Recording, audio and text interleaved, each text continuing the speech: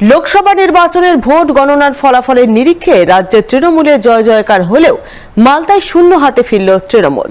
মালদা দক্ষিণ লোকসভা আসনে জয় পেল কংগ্রেস এবং মালদা উত্তরে জয় হাসিল করল বিজেপি। দেশে কাজ করলো না মোদি ম্যাজিক, পশ্চিমবঙ্গে আসন কমলো বিজেপির, জয় জয়কার হলো রাজ্যের শাসক দল তৃণমূলের। এবারও খাতা খুলতে পারলো না বামেরা, আসন কমলো কংগ্রেসের। এরই মাঝে মালদায় শূন্য হাতে ফিরতে হলো তৃণমূলকে। 2019-এর মতো 2024-এও মালদা দক্ষিণ আসন ধরে রাখলো কংগ্রেস, উত্তরে জয় অব্যাহত রইল বিজেপির। দক্ষিণ মালদা লোকসভা আসনে গতবারের চেয়ে জয়ের ব্যবধান বাড়িয়ে বিশাল ভোটে জয়লাভ করলেন দক্ষিণ মালদার বাম সমর্থিত কংগ্রেস প্রার্থী ঈসা খান চৌধুরী। বিজেপি প্রার্থীকে 1,28,368 ভোটে হারিয়ে জয় হাসিল করলেন কংগ্রেস প্রার্থী। তৃতীয় স্থান পেলেন তৃণমূল প্রার্থী শেহনাজ আলী রায়হান।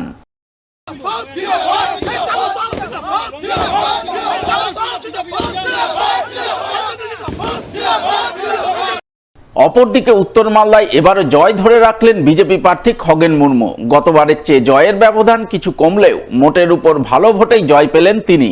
তৃণমূল প্রার্থী প্রসূন ব্যানার্জিকে 75,918 ভোটে হারিয়ে জয় ধরে রাখলেন বিজেপি প্রার্থী। তৃতীয় স্থান পেলেন বাম সমর্থিত কংগ্রেস প্রার্থী মোস্তাক আলম। দাদা কি বলবেন দাদা?